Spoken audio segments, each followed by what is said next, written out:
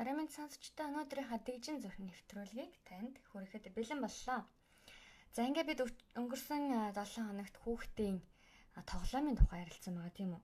Хүүхдийн тоглоомыг хэрхэн зөв сонгох, бас хүүхдэд хэр аюултай тоглоомнууд их байдаг тухай судалгааны үндэслэлтэйгээр ярилцсан байгаа. Тэгэхээр өнөөдөр шигсэн ялгаагүй хүүхдийнхээ хүмүүжил тал дээр бидний анхаарах нь зайлшгүй хэрэгтэй байдаг. Тэр анхаарлын нэг нь бол яхаарахгүй хүүхдүүдийг тусад оруулах байгаа. За ер нь хүүхэд бага насны гэлтгүй туслах айгүй хүсэлтэй зүр сэтгэлтэй байдаг. Аав ээжигээ хоол ээж яхтан ч юм уу, эсвэл хувц угааж яхтан, найгаа угааж яхтан ч юм уу тий. Гэр бүлээсээ бид нэр хүмүүжлийг маш их суралцдаг байгаа. Тэрнтэй ялгаагүй хүүхдүүд хэрхэн бас ажилд сурах вэ гэдэг бас танаа гэр бүлээс шалтгаална. За тэгвэл хамтдаа бас ярилцъя л да. Ярилцахаас өмнө за орж ирсэн хүмүүсээс асууя. Танаа хүүхд хэдэн настай вэ? Танаа хүүхд одоо юу хийж чаддаг вэ? Та хүүхдээ ямар ажилд сургасан бэ гэдэг талаараас асууя. Одоо үзэж байгаа хүмүүс маань энэ тухаас хариулж өгөөрэй гэж хэлэх байна. Тэгэхээр шууд юугүй оролгүйгээр та бүхэнд бас энэ асуултыг тавьсны дараа гол одоо хуваалцах гэдэг хэдэн наснд ямар ажлыг хийж чаддаг болох нь хүүхдийн одоо хүмүүжил бас чадварт нь сайнаар нөлөөлөх вэ тухай ярилцах гэж байна. За тэгээд танаас асууя, хамгийн ихэнд ямар насны хүүхэд ямар ажил хийж танд туслаж байгаа вэ гэдгийг танаас асуулаа. За хамгийн түрүүнд юу нэг хүүхдийн насан тохирсон одоо гэрийн ажил хийх гэдэг яг яах гээд байгаа юм бэ гэдгийг бас ярилцъя л та. Ер нь хүмүүжил гэдэг одоо хүнжүүлэх, хүмүүнжүүлэх, хүнээр хүн хийх, хүн шиг хүн болгох, амьдрах урд бие ухаантай болгох гэсэн үгийг л хэлээд байгаа хүмүүжил гэдэг нь тийм үү.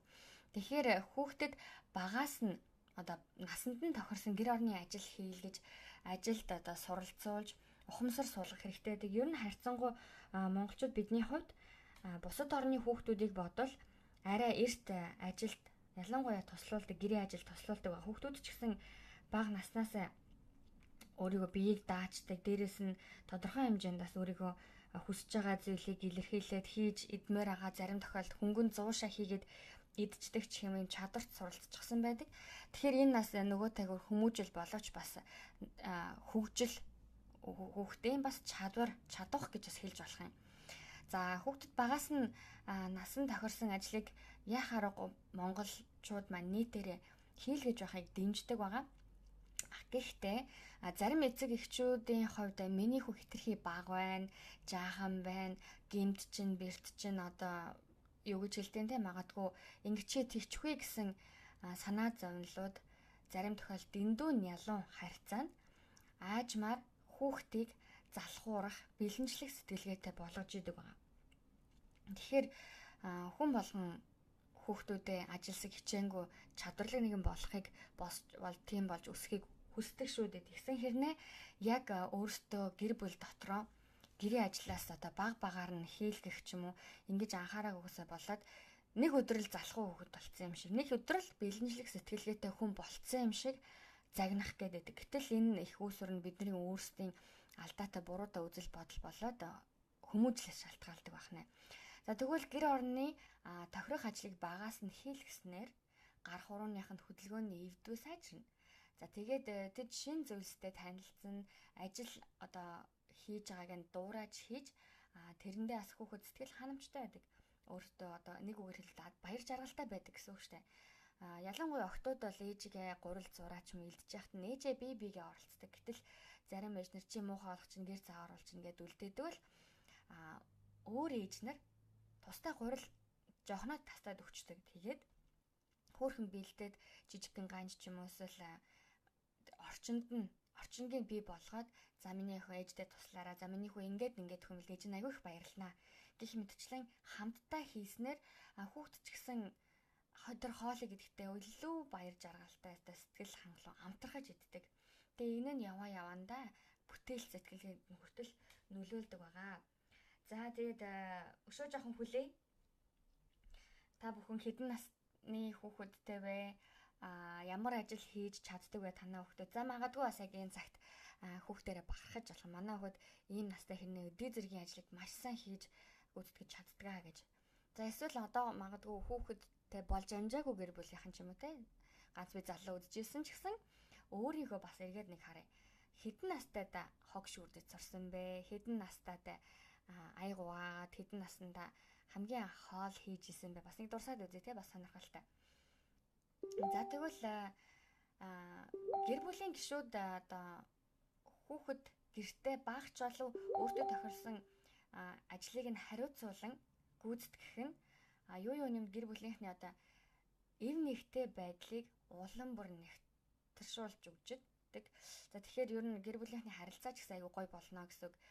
Гэр бүл нийтээрээ одоо нөгөө нийт нэгэн төлөө нэг нийтийн төлөө гэдэг шиг хамтдаа гэр бүл дотроо хийх ажлуудаа хуваагаад хийх юм бол эргээд нийгэм шигтэй ч гэсэн хүүхэд тэнцвэртэй ажлаа хуваарлаж чаддаг, хариуцж авсан ажлаа бас сайн хийж гүйцэтгэж чаддаг. Энэ дадлыг маш чухал дадал байгаа, маш чухал хандлага байгаа. Энийг бид нэр багаас нь хэрэг одоо суралцаж биед нь одоо дадал болоход нөлөөлж чадах нэ. Харин та хүүхэдтэй юу хийхийг сайн зааварчилж өөрийнхөө хийж байгаа үйлдэлээрээ төрүүлээд үзүүлж ойлгуулж авах хэрэгтэй. За зарим тохиолдолд хүүхдүүд бол усгаас сэргэлэн хүүхдүүд бол нэг дор хараад шууд сурдаг. Жоохон удаан гэд муу буруу байгаа юм ерөөсөө биш. Хүүхдийн онцлог юм удаан хүүхдүүд байдаг штэ. Тийм удаан хүүхдүүдийг та бүхэн одоо залхалгүйгээр аягуулсан ойлголтол нь дахин зөв тайлбарлаж өгөөрэй гэж хэлэх нь. За мөн та тухайн үед нь хүүхдийнхээ хөгжилтэй, гунигтай бүхэл зүйлсийг нь хүүхдийн дурсамж одоо болгоод бас ярьж өгөх, хамтдаа хийхдээ энэ үед чи ингэдэг байсан бол одоо энийг аягүй сайн хийж штэ. Ямар сайн шүрдэг болчих вэ? Эсвэл ямар сайн цэвэрхүү аяга угаадаг болчих ч гэдэг юм уу, хурдан хийдэг болж гэх юм уу те. Янз янзаар урамшуулан бас хамтдаа хийгээрэй гэж хэлэх байна. За сайн байцгаана уу? За тэгээд одоохондоо хариу орж ирэх байна. Тэр хүртэл жоохон нэмж яриад дараагийнхаа яг хэдэн насны хүүхдэд тэгвэл яг ямар ажил хийж сурсан байх ер нь яг тохиромжтой юм бэ тухай яриа. За тэгээд энэ мэдээж гарах болон эн чин гар хөлөнд хөдөлж байна гэдэг нөгөөтэйгөр дасгал болж идэг зүйл байгаа. Дээрээс нь та хүүхдээ тодорхой хэмжээнд сайн хийж чадж байгаа бол заавал ажил хийвэл ам тусдно гэдэг энэ үгийг хэлээд бас шагнаж байгаарай гэж хэлэх байна. За зарим тохиолдолд үгээр урамшуулах ч гэсэн хүүхэд айгүй гоё урамшаад босоод ирдэг байгаа. За тэгээд хүүхэд аав ээжтэй хайртай учраас гэр бүлдээ туслах дуртай байдаг. Энийг нь та улам илүү одоо хүүхэлэн дэмжиж өгөөрэй гэж хэлэх байна.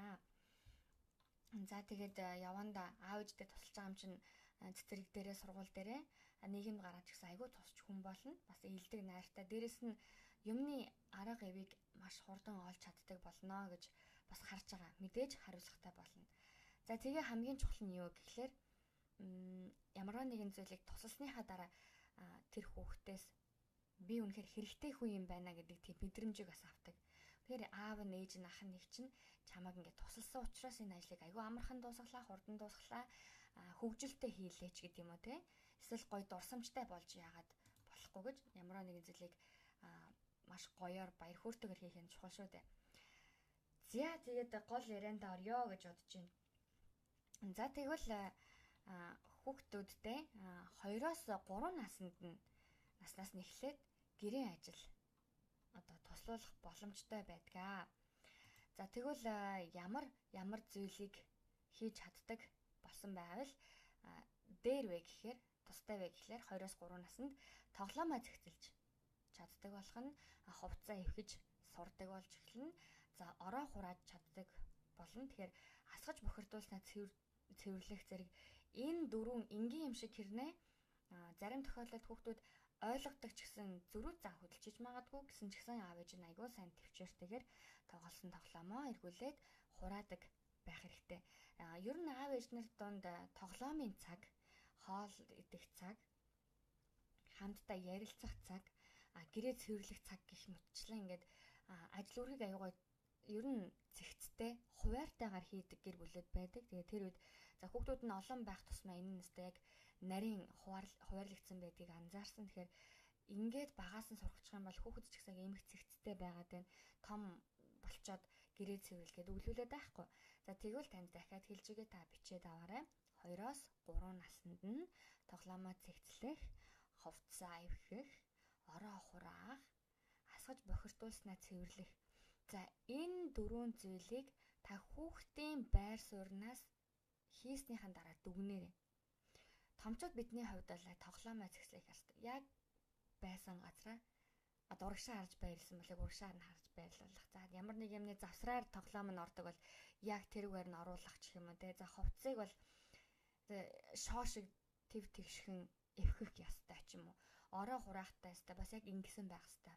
За бохирдуулсныг өмнө нь юу ч асгараагүй юм шиг цэвэрлэгэн байлгах болтол нь цэвэрлэх ёстой гэсэн томчуудын хэн хэмжүүрээр биш.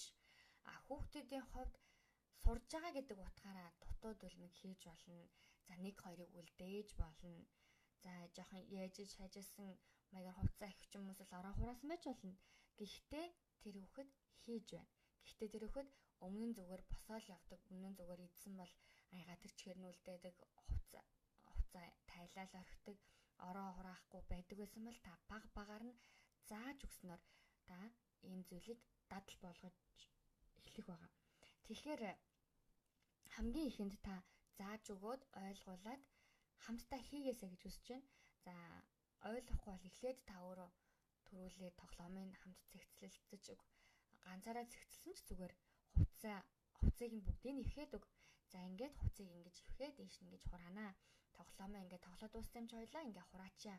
Хүүхэд зарим тохиолдолд сайн хийлт ороогүй ч гэсэн маш сайн ойлгож яадаг байгаа. Тэгэхээр эхэндээ та өөрөө үзвэл, хоёрт нь та хамтдаа хий, суртал нь, гуравт нь тодорхой хэмжээнд эдгээр зүйлд суралцсан бол за одоо миний охин ээжих, за миний хүүхэд ээж аав нь харжия гэд тусламж хэрэгтэй үед нь та очиод туслахыг танд зөвлөж байна.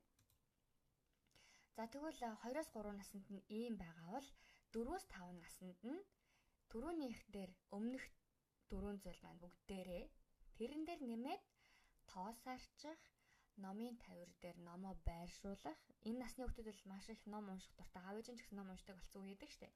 Үлгэр уншиж өгдөг те. Тодорхой хэмжээнд номын тавиртай болсон байгаа гэж найдаж байна.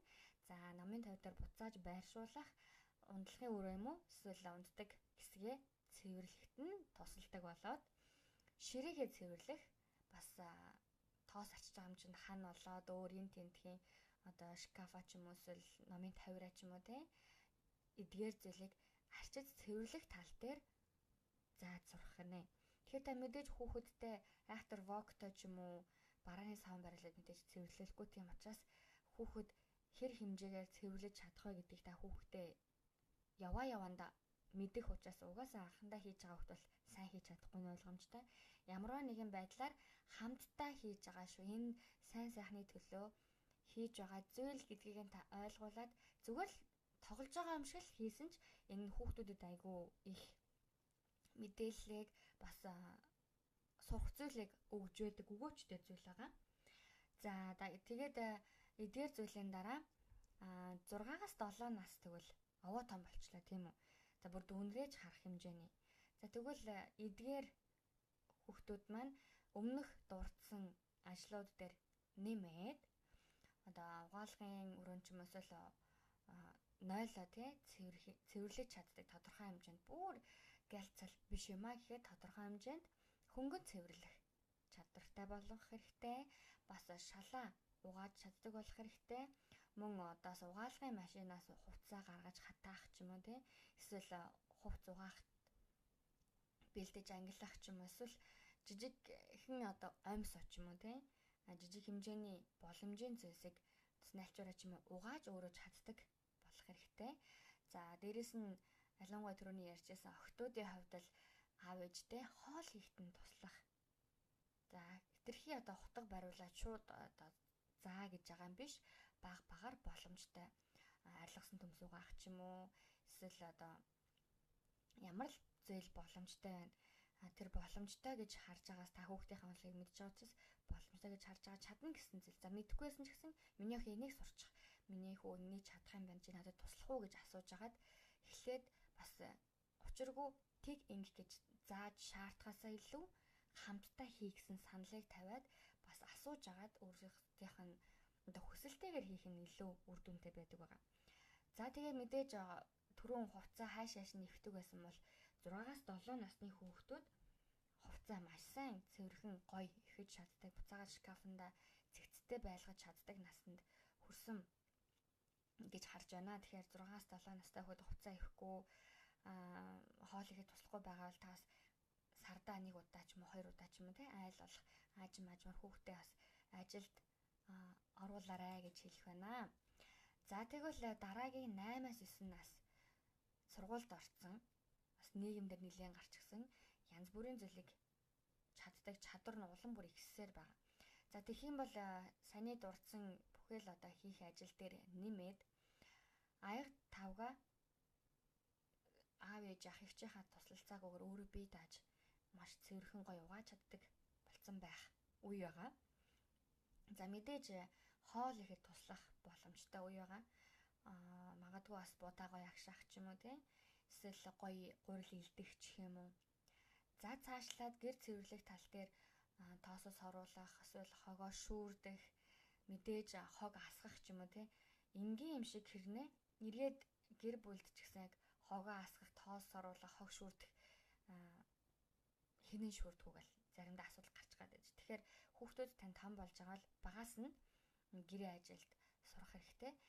Бас ер нь нэг 6-аас 9 насны хооронд хүүхдүүд гэрийн тэжээвэр амтан одоо асар хайгуу дуртай сонирхолтой болсон байдаг тий.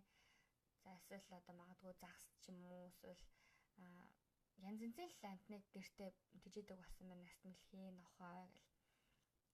Хэрвээ танах гэрийн тэжээвэр амтантай бол хүүхдүүдтэй ч гэсэн тодорхой хэмжээнд үүрэг рол өгөөд за салхилуулах ч юм уу. Эсвэл хоолоо бэлдээд төхлөөр нь бэлдэж өгсөн хоолыг нь аваажиж өгөх ч юм уу. Энгийн хэрнээ өөрөө тэр гэр бүлтэй бас тодорхой хэмжээнд үүрэг ролыг гүйцэтгэж явж байгаа хүүхдийн хувьд илүү одоо хариуцлагатай болоо тий илүү баяр хөөртэй хамтдаа байгаа энэ над жаргалыг бас мэдэрнэ.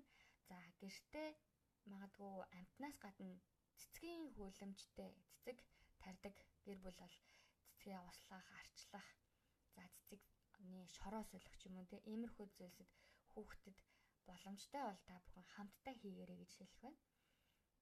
За тэгээд маш нэг чухал зүйлийг одоо хуваалцах гэж байна. За 8-9 наснд өөрийнхөө хувцсны шүүгийг тодорхой хэмжээнд муухай болсон тохиолдолд өөрөө цэвэрлэж сурах дадалтай болгох хэрэгтэй. За хүүхдийн хувьд бол ер нь жоохон шидчихгээд идэг те тайлаа шидэх ч юм уу эсвэл аваачаад өгөхлөөр ер нь угаасаа нэг эвхээтэй байгаагаар нь ер нь удаадгүй октоодыг бодвол харьцангуй. Тийм болохоор та бүхэн бас яг шүүгээгээ цэвэрлэх за номын ч байна уу эсвэл хувцсны ч байна уу те тоглоомын ч юм уу эсвэл яг тийм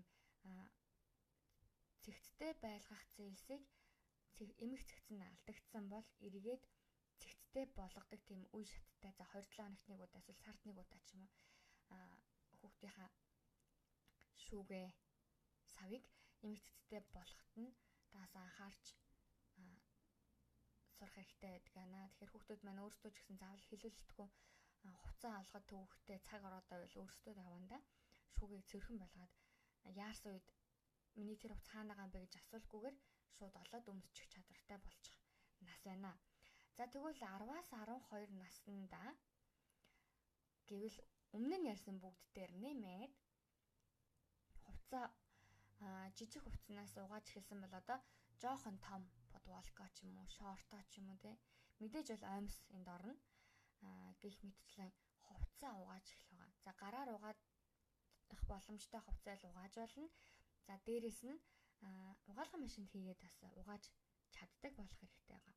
Тэгэхээр 10-аас 12 нас гэдэг бол нэлээд том учраас өөрөө аюулгүйгээр воко хийж чаддаг хувцснуудыг өнгө холилгүйгээр ялгаж агаад угааж чаддаг хэлэл хангалттай ойлгох нас учраас 10-аас 12 насны хүүхдүүд өөрөө цэвэрхэн хувцас өмсөөд өөрийнхөө хэрэгтэй хувцсыг угааж чаддаг байх хэрэгтэй. За үүсэж байгаа тохиолдолд өөрийгөө одоо болгож чаддаг буюу хөнгөн зурш хийж чаддаг байх хэрэгтэй ахын. За зүгээр талхацсад гараа гэмтэлгүйгээр талхаад усаад мал сахар тавьд идэж чаддаг ч юм уу те. За дээрэс нь шал муухай байгаа бол шалаа шүүрдэж угаах. За галтайгооны өрөө цэвэрлэх, нойлоо цэвэрлэх. Ер нь заавал галтайгоо том өрөө, жижиг өрөө гэхлэхгүйгээр ер нь өрөөнүүдээ гоё цэвэрлэж чаддаг. Цэвэрхэн байх, хүсэлтэй, дуртай тийм орчныг бий болгож чаддаг. Дадал зуршилтай болгох хэрэгтэй байгаа. За тэгээд энэ насны хүүхдүүдэд дүүтэй болсон бол дүүгээ бас хараад гэртээ байж чаддаг болох хэрэгтэй. Дүүгээ үлсэж байгаа бол бас юм нөгөөд хувцас нь муухайсан бол хувцсан солиод сольсон хувцас угаах ч юм уу те гих мэтчлэн тодорхой хэмжээнд бага ээжийн үүргийг гүйцэтгэж чаддаг болох хэрэгтэй байгаа. За тэгээд зөвхөн одоо шүүгээ цэвэрлээд шалаа арчаад идчихсэн ширээгээ янзлаад аягаа угаа зогсохгүй. Одоо цаашаа одоо дараагийнхаа ажилд нэмж суралцах болно. Тэгэхээр энэ дотор юу ордог вэ гэхээр хөрөгчин тодорхой цэвэрлэх. За зарим тохиолдолд нэг үлдсэн хоолой хэд хонуулсан байхыг бид хардаг шүү дээ гэртээ тийм. Эсвэл талах ч юм уу, эсвэл борсох ч юм уу, таглаагүйгээс болоод хатуу болцсон ч юм уу, тийм. Янз янзын байдлаар хөрөгчин дотроо цэвэрлэх болцсныг хүүхэд мэдсэн бол энэ бол ээжийн, энэ бол аавын хийх зүйл, энэ бол ах эгчийн хийх зүйл гэхээсээ илүү өөрөө санаачлагаараа хөрөгчөөч гэсэн гой цэвэрхэн болгож чаддаг. Хин нэг нь миний охин хөрөгчөө угаачаараа цэвэрлжээрэй гэх юм бол асуудалгүйгээр цэвэрлэж чаддаг болох хэрэгтэй. За онцгойлон хөрөгч цэвэрлэх тал дээр томчууд бид нэр маш сайн зааж өгөх хэрэгтэй. Хөрөгчөө цэвэрлж агаад хөлн дээр юм угаах ч юм уу, хүнд юм угаах ч юм уу, эсвэл аюултай одоо магадгүй ялангуяа одоо өндөр хөрөгчтэй бол юм авч хийх гэж агаад ч юм уу те бэртэж болохгүй учраас яаж цэвэрлэхийг эхлээд хит хит удаа маш сайн зааж өгöd энэ үед нь ингэх хэрэгтэй, тэр үед нь тэгэх хэрэгтэй шүү. Зарим айлууд бол яг хөрөгчөө бүрийг унтрааж агаад мөсийг нь хүртэл цэвэрлээ буцаагаад хийдэг бол зарим айл тэрийг улиралдаа нэг хийхэд ер нь хөнгөн хөлдөөгч хөрөгчин доторхоо нэг сардаа нэг цэвэрлдэг ч юм эсвэл 7 хоногт нэг ч юм уу 2-7 хоногт нэг ч юм уу те айл айлын байдлаас янз янз байгаа. Гих мэтлийн цэвэрлдэг байгаа. Тэгэхээр ямар ч ажил байсан дахиад хэлээ нэгдүгээрт өөрөө сайн үзүүл. Ингэж хийдгэн шүү хоёрт сайн зааж өгöd хоёрдугаарт нь хамтдаа хийгээд тэгээ сайн байгаа зүйлийг нь сайн байна гэж сайн магтаж өгöd жоохон таарах хийж байгааг нь одоо энэ дээр ингэчих юм бол бүр гоё болох гээд байна. Энийг ястаа сайнс одоо энийг илүү сайжруулчихаа ч юм уу те урамшуулад хамтдаа хийж байгаараа дараагийнх нь болохоор одоо миний хүү хийж ээж нь харъя. Одоо миний хүү хийж аав нь харъя.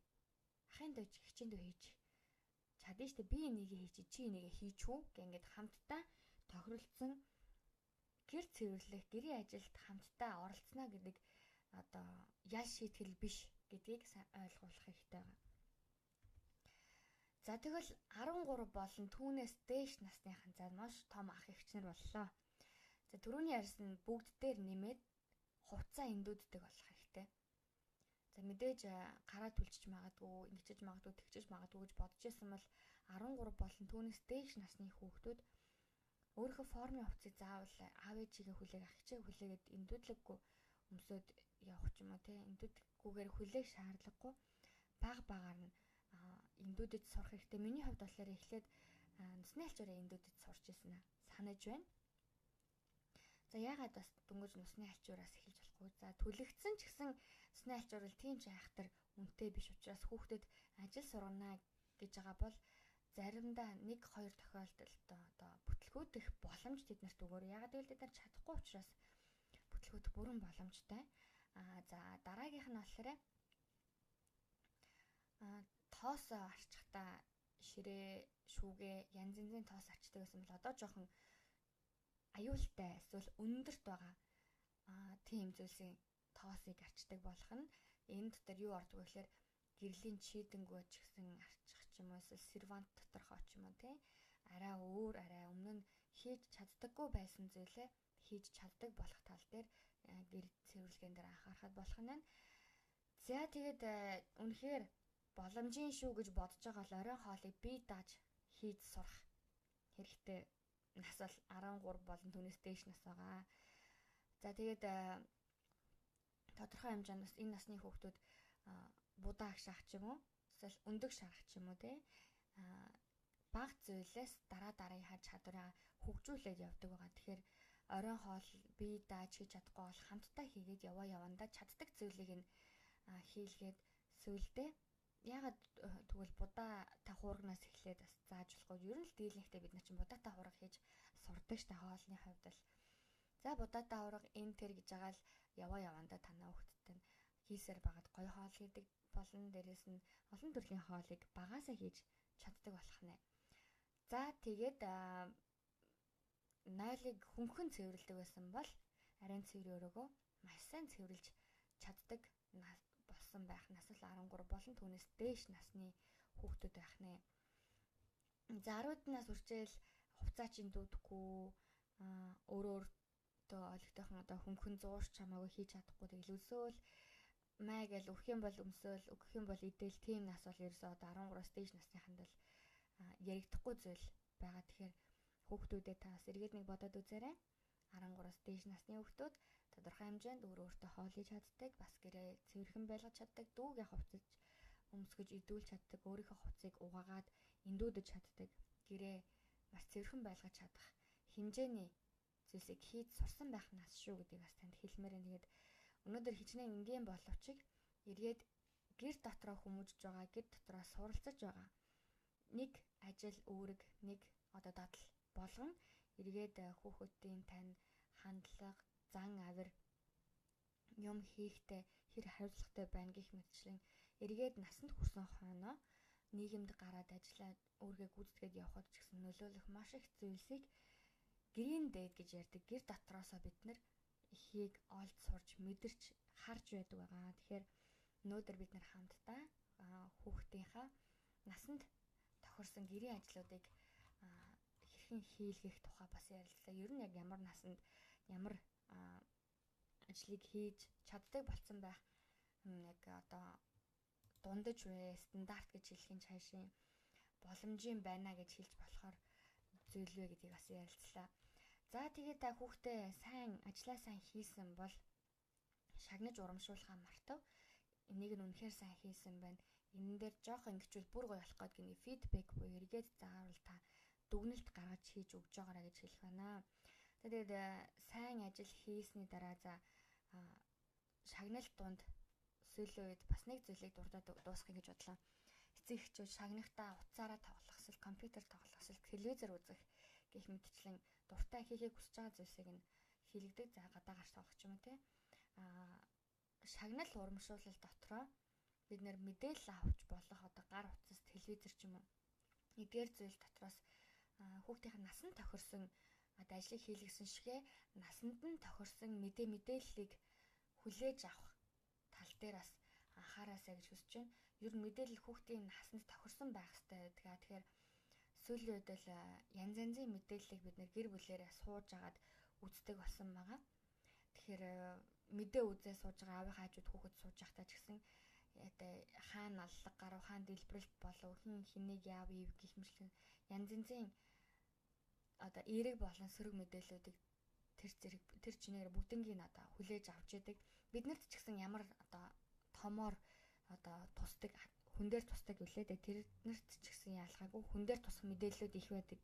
За зарим тохиолдолд айгүй ус төрчдөг штэ тий. Аава танаа намынхан тэгж гин. Ээж ингэж гин, тэр гişүү ингэж гин ч юм уу. За зарим тохиолдолд за одоо наадан болж гин. Наадмын талаарх мэдээллийг заримдаа томчуудаас дутгааргүйгээр мэдээллийг мэдчихсэн бусадтай яриа байж байдаг. Тэгтэл танай хүүхдийн нас сэтгэхгүй онцлог тохирсон мэдээлэл тэр мөн үү? Танай хүүхэд энэ насан дээр тэр зүйл ярихаас илүү арай өөр шинэ гэрэлхийлсэн одоо танин мэдхийн чиглэлтэй нэвтрүүлүүдийг үзээ тэрнээсээ сурсан мэдснээ бусадтайгаа хуваалцаж гэнэ үү? За жишээлбэл амьтдын ертөнц ч юм уу эсвэл аяллалын нэвтрүүлэгч гэх юм уу те. Тиймэрхүү зөв одоо насанд нь тохирсон мэдээллүүдийг таас өгөөрэй гэж хэлэх байна. Тоглоомын хувьд ч гэсэн компьютер тоглоомч бай, гар утсаар тоглуулахаар та хүүхдтэйгээ одоо болцож ярьж төлөвлөсөн бол те амлсан бол тэрийг яг тодорхой хэмжээнд цагтай тэр цагаач гэсэг та өөрөө яг нягт барьдаг байгаараа гэж хэлэх байна. За тэгээд өнөөдрийн нэвтрүүлгийг ингээд өндөрлөе гэж бодож байна. Нэвтрүүлгийн цаг маань өндөрлөх болсон байна. Тэгээд нэвтрүүлэг маань танд таалагдсан бол бас лайк дарж шеэр хийхээ мартаоцай гэж хэлэх байна. Бас өргөжлүүлээд Дэгжин зүрх нэвтрүүлгээр өөр юуны тухай хамтдаа ярилцмаар байна. Юуны тухай бас ер нь өөр бусад эцэг эхчүүд юу гэж боддгийм болоо ч юм уу те. Өөрөх үзэл бодлыг та бидэнд чөлөөтэй илэрхийлж болно. Мэдээж хамтарч ажиллах хүсэлтэй байгаа бол бид наруу та цахим хаягуудаар холбогдох боломжтой байгаа шүү. Манай нэвтрүүлгийн вебсайт болон Facebook хаяг, YouTube хаягууд гээд цахим хаягууд маань доор урсаж байгаа. За ингээд таны гэр бүлд аз жаргал сайн сайхан эрүүл энх бүхнийг хүсэн өрөөгөөд өнөөдрийнхөө Дэгжин зүрх нэвтрүүлгийг өндөрлөж байна. Та бүхэн дэнж хотоотол сайхан нараа гэж өрөөй бас гэр бүлээрээ дурсамж дүүрэн наадмыг өнгөрүүлээрэй гэж хэлэх байна. За баяртай дараагийн нэвтрүүлгээр уулзтлаа. Баяртай.